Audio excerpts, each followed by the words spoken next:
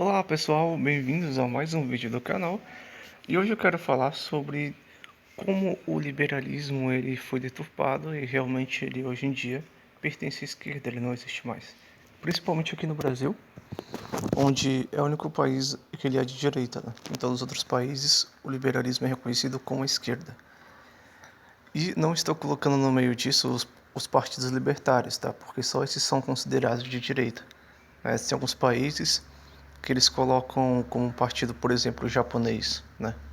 Que é um partido, tem um partido lá que se chama liberal, mas na realidade ele é libertário. Então é um tipo de confusão. A doutrina deles é libertária e não liberal, mas já os partidos que são liberais, eles são colocados na esquerda. Então, eu vou explicar como eles conseguiram fazer isso, porque o liberalismo não é mais de direita.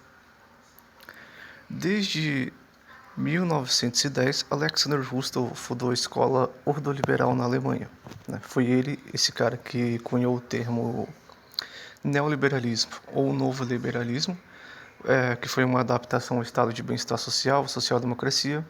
Ou seja, ele trouxe o socialismo alemão para dentro do liberalismo, né? Porque esses caras não acreditavam no livre mercado.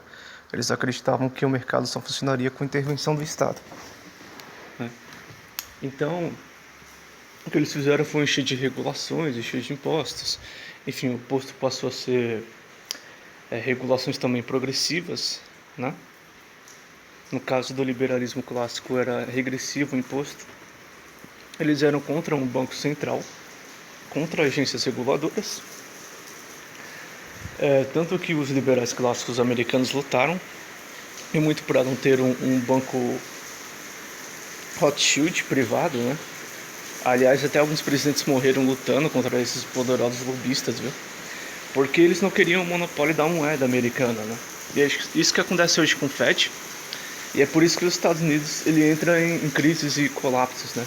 Como é de 29, exatamente quando o FED foi criado, ele injetou bilhões de dólares por meio de reservas fracionárias e criou toda aquela distorção mercadológica e aquele efeito em cadeia, né? Destruindo toda a economia em 29. Para quem tiver dúvidas, eu vou deixar um link abaixo explicando como o Estado causou a crise de 29, tá? Olhar libertário da escola austríaca. Então, para o liberalismo se adaptar, para as pessoas aceitarem, aliás, o liberalismo de volta, ele teve que vir com novas ideias. Só que essas novas ideias, ou novo liberalismo, era socialista, né? Eram ideias advindas, porque nós temos que entender que o socialismo alemão ele é muito antigo. Como o próprio Hitler dizia, o nacionalsocialismo é uma fundação muito antiga e vem do primeiro e segundo Reich. Também isso remota a Roma, né? Desde Roma existia ali, ou seja, desde o século XVI, XVII, já existia o socialismo. Então o que Marx fez foi só pegar a ideia, refinar e transformar no comunismo, ou como eu disse nos outros vídeos aqui, né? Ou no comunismo utópico, que tem como objetivo apenas de chegar ao socialismo e não ao comunismo. E o que acontece?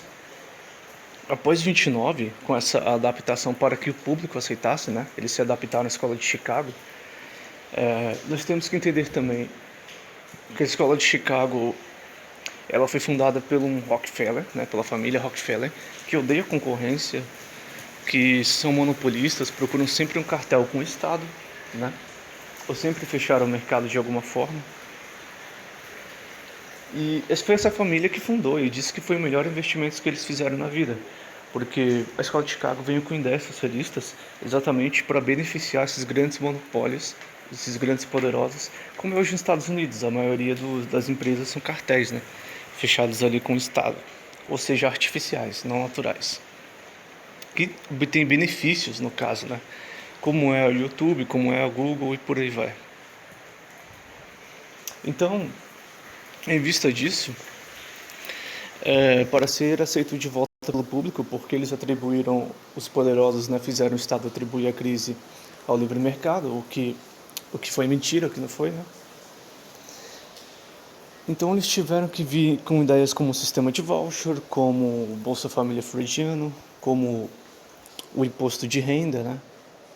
Como o Banco Central privado, que é o que os liberais clássicos eles eram contra, né? Com esse monopólio, eles eram a favor do livre mercado. A escola de Chicago já foi contraditória aí. Então, além disso, eles eram a favor de regulações igualitárias, né? Como Hayek. O próprio Hayek ele disse no seu livro O Caminho da Servidão que as regulações devem ser iguais para todas as empresas, né? Quanto mais melhor. E também um banco central para fim social. Tanto que o Milton Friedman, ele defendeu, ele disse assim que o Fed deveria ter imprimido mais na crise para impedir a crise de 29, né?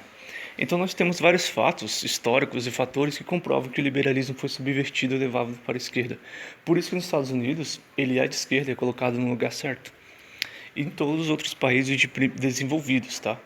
Agora os países de segundo, terceiro mundo, ele pode ser considerado de direita porque não tem realmente uma mentalidade evoluída, né?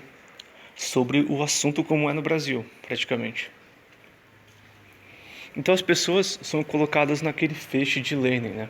Na tática das tesouras, pensando que tem uma oposição ao socialismo, mas não, é só um socialismo mais light, que é o liberalismo, e tem o mais radical, que é a social-democracia, né? Ou seja, não radical ainda, mas só que um pouco maior, né? Um grau maior, e mais radical realmente nós temos o bolchevismo ali, o petismo. Isso que Paulo Guedes representa, por isso que ele está comemorando a alta do dólar, porque tem que imprimir mais, né, para manter o mesmo volume de preços, como eu disse no último vídeo.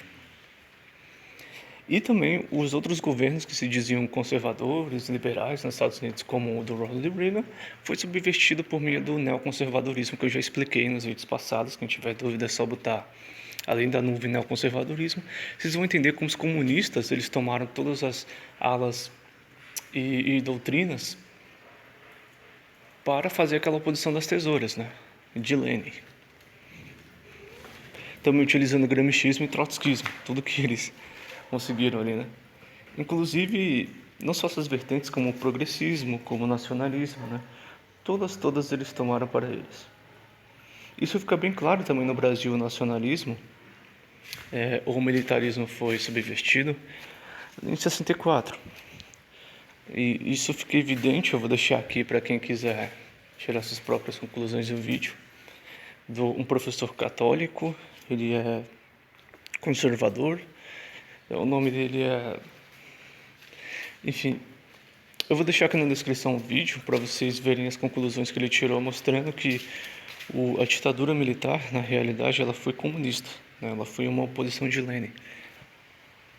Ela era contra o bolchevismo, mas a favor da social-democracia menchevique. Então é isso, pessoal. Obrigado por assistir e até a próxima.